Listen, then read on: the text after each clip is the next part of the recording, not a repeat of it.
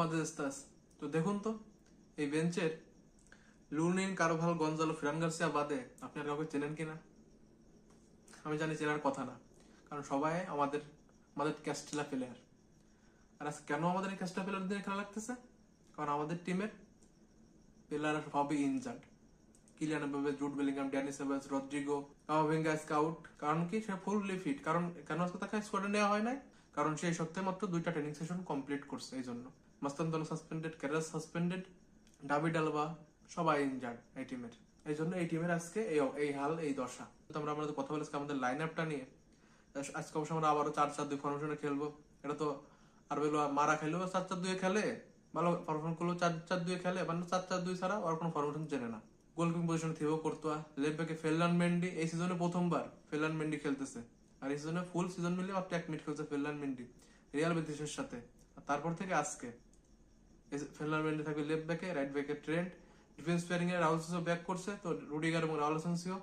পিভটে থাকবে শোয়ামেনি, লেফট মিডে থাকবে Thiago পিত্রাচ, right মিডে থাকবে ভালভার্দে, নাম্বার 10 পজিশনে থাকবে আর্দা গুলার, এবং ফ্রন্ট টুতে থাকবে আজকে দুইজন উইঙ্গার, ইব্রাহিম এবং ভিনিসিয়াস জুনিয়র। তবে আজকে আমাদের প্রতিপক্ষ হলো সেল্টা ভিগো, যাদের কাছে বার্নাবুতে আমরা এই সিজনে 2-1 গোলে হারছি একবার। যদিও সেই ম্যাচে রেফারি ডিসিশন খুবই বাজে ছিল, মাদ্রিদের অনেক বিপক্ষে গেছিল, তারপরেও আমরা not up to the mark. কারণ লা লিগার one of the best ball moving যারা করে বার্সেলোনার পরে, তারা হলো সেল্টা ভিগো।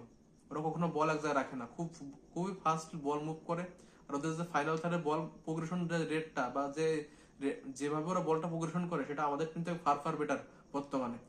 আর ওরা বর্তমানে পরপর 4টা ম্যাচের উইনিং স্ট্রিকে আছে। তোরা চাইবে সেই 4টা ম্যাচের স্ট্রিকটা 5টা ম্যাচে নিয়ে যায়।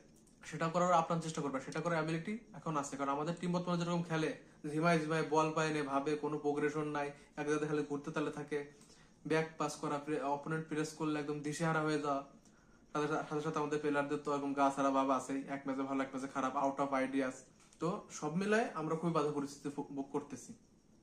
এখন আজকে যদি আমরা ভাবি যে আমরা এরকম সোলো বল মুভ করবো, বল ভালো মতো মুভমেন্ট করবো না, আর শুধুমাত্র একটা ভিনিসিয়াসের কাছে বল দিব, ভিনিসিয়াস একা যা করা করবে, আর কার কাছে বল দিব না। আর কোনো প্লেয়ার ভিনিসিয়াসের বাদে কেউ রানও মেক করবে না, আর অন্য কেউ রান মেক করলে আর কেউ আগাবে না। ভিনিসিয়াসের কাছে বল যাবে, ভিনিসিয়াস আগায় যাবে, তাতে সে কাউকে দেবে না।